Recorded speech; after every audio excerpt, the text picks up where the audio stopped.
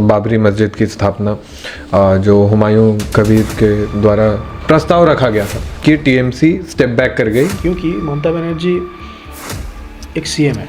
Okay. वो खुल के बाबरी मस्जिद या मस्जिद बनाने के लिए आगे नहीं आ सकती। सब बात हम लोग बोलते हैं, बोल के हम लोग को बोला जाता है कि हम लोग सांप्रदायिक है, हम लोग हिंदू मुस्लिम करते हैं। हम लोग हिंदू मुस्लिम नहीं करते हैं। हम लोग जो करते हैं वो है कि हिंदू का हित का बात करते हैं। अगर कोई इसके लिए लगे किसी को कि बीजेपी हिंदू का पार्टी है तो है, हमारा घोषित आइडियोलॉजी है। कोई तो है जो कोई भी एक पार्टी है, राजनीतिक दल है जो हिंदू के लिए बात करता है।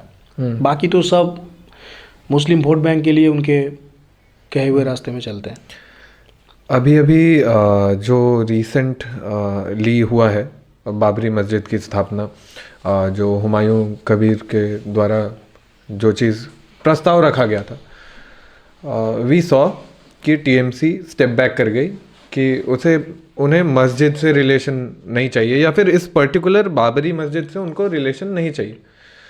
तो इस बारे में क्या राय है बाबरी मस्जिद आपको? क्या लगता है कि उन्होंने अपना वोट बैंक छोड़ दिया? बाबरी मस्जिद बनेगा नहीं, पहला बात तो ये है। तो बाबर कोई था नहीं इंडिया का, उज्बेकिस्तान में पैदा हुआ, इंडिया में आया लूटने के लिए, तो सब जानते हैं ये बात। कुछ लोग को उनसे लगाव हो सकता है। मैं मानता हूँ कि पश्चिम बंगाल हो या भारत के मुसलमान, वो बाबर से कनेक्टेड नहीं है। निजामुद्दीन साहब से कनेक्टेड हो सकते हैं, दरगाह से कनेक्टेड हो सकते हैं, अब्दुल कलाम आज़ाद से कनेक्टेड हो सकते हैं। वो होए मस्जिद बनाए, मस्जिद से हम लोग को कोई लेना देना नहीं है, बना ही सकते हैं मस्जिद। क्योंकि बाबर के नाम से हम लोग को बीजेपी, ऐसे बीजेपी बोलिए या ऐसे कार्यकर्ता बोलिए, कुछ भी हम लोग को प्रॉब्लम है। हुमायूं कबीर ममता बनर्जी जो नहीं कर पाते हैं वो हुमायूं कबीर से करवाया जा रहा है। वो स्ट्रिक्टली एक पोलराइजेशन कर रहे हैं। ओके। लोगों को लगता है कि हुमायूं कबीर अलग हुए हैं, ममता से नहीं हुए हैं। Why do you think so? क्योंकि ममता बनर्जी एक सीएम है। ओके। वो खुल के बाबरी मस्जिद या मस्जिद बनाने के लिए आगे नहीं आ सकती। गवर्नमेंट ऑफ वेस्ट बंगाल की मदद के बिना मुझे नहीं लगता है कि हुमायूं कबीर जी को इतना बड़ा एक एक्सपोजर मिला।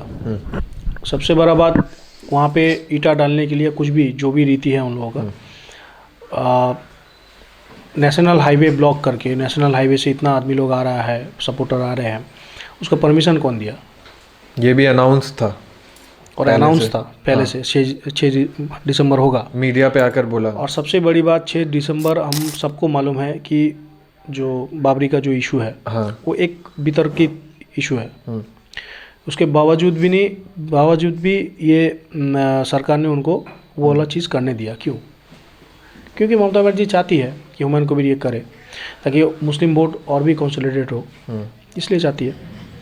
तो ये जो AIMEM है, ये जो अचानक से बंगाल में आ गया, डोंट यू थिंक कि इससे और ज़्यादा दिक्कतें बढ़ेंगी? नहीं, दिक्कतें नहीं बढ़ेंगी और अच्छा होगा। मैंने एज ए पॉलिटिकल पर्सन, कार्यकर्ता पार्टी के, मैं समझता हूँ कि जितना ये लोग आपस में जोट करेंगे।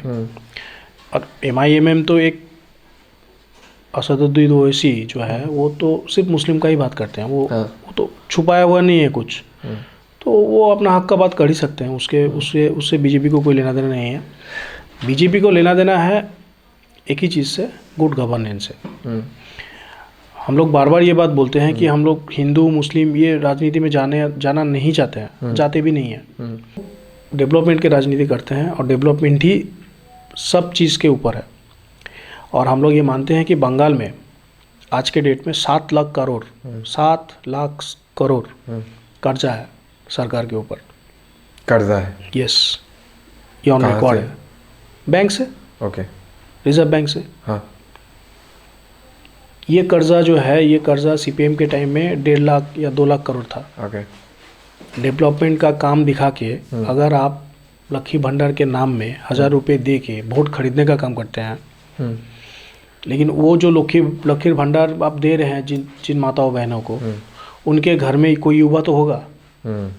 आप अगर उनको लक्ष्मी भंडार नहीं देके उस घर में रहते हुए जो युवा है उनको एक सरकारी नौकरी देने का काम करते, तो उनको क्या लक्ष्मी भंडार देने का दरकार पड़ता, हम लोग ये सोच के हैं कि हम लोग को डेवलपमेंट कराना है। लकीर भंडार या कोई भी भाता या कोई भी भीख एक जाति माने मैं बोल रहा हूँ कि ह्यूमन बीइंग, एक जाति का उन्नति के काम नहीं आएगा। आपको उनको अगर शिक्षित करना है तो उनको पढ़ा लिखा करना पड़ेगा, उनको स्कूल जाना पड़ेगा। आज सरकारी स्कूल वेस्ट बंगाल में 8,500 के ऊपर बंद हो चुका है। क्यों? Lack of governance. तो सरकारी स्कूल का हालत ये है। 26,000 स्कूल का नौकरी, जो लोग नौकरी करते थे उन लोगों का नौकरी चला गया। बट वो हाँ। वापस से वो कहाँ वापस से? फैसला है क्या वापस से? वो तो प्राइमरी का वापस, वो प्राइमरी का ओके एसएससी का जो था 26,000 वो तो चला गया ना। उसमें इन्वेस्टिगेशन भी हो रहा है। वहाँ पे जो क्रिमिनल एक्टिविटी जो हुआ है ये सुप्रीम कोर्ट ऑफ इंडिया ने बताया। पैसा लिया गया, घूसखोरी हुई। तो यही हालत है पश्चिम बंगाल का। मुझे लगता है कि पश्चिम बंगाल में बीजेपी की गवर्नमेंट आना चाहिए इसलिए कि जो कर्जा पश्चिम बंगाल सरकार ने अभी तक बनाया दिया उनका है, वो अगर सेंट्रल का पावर और राज्य का पावर सेम गवर्नमेंट नहीं होगा तो ये जाना मुश्किल है।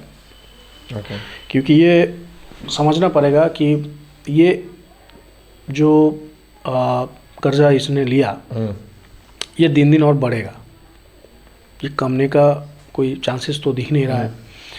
तो सेंट्रल को एक बड़ा सा पैकेज बंगाल को देना है और मुझे लगता है कि अगर सरकार होता है पश्चिम बंगाल में 26 में तो सेंट्रल गवर्नमेंट ये करे। मतलब ये कर्जे को हटा दिया जाएगा? हाँ, हटा दिया जाएगा या हटाने के लिए कुछ ना कुछ प्रोविजन यहाँ की गवर्नमेंट भरपाई करेगी। हाँ, भरपाई करेगी। यहाँ पे इंडस्ट्री होगा। देखिए, आपको अगर कर्जा रिमूव करना है तो आपको तो अर्निंग चाहिए, आपका रेवेन्यू अर्न करना चाहिए। आपका रेवेन्यू अर्निंग में पश्चिम बंगाल सरकार के पास अभी ममता सरकार में क्या है? सिर्फ दारू बेचना। हर एक जगह में चले जाइए, दारू का लाइसेंस फ्री, बार होते जा रहा है। और वो लोग बोलते हैं बंगाली में कि वो जो बांग्ला बोल के कुछ होता है, हाँ। दारू, उसको भी दाम कमा दिया या बढ़ा दिया। खाओ पियो मौज में रहो, ये सिचुएशन है पश्चिम बंगाल में। तो रेवेन्यू अर्निंग का एक ही चीज़ है यहाँ पे, दारू बेचना। और क्या है, क्या इंडस्ट्री यहाँ पे है आप बताइए मुझे, जहाँ से सरकार को अर्निंग है?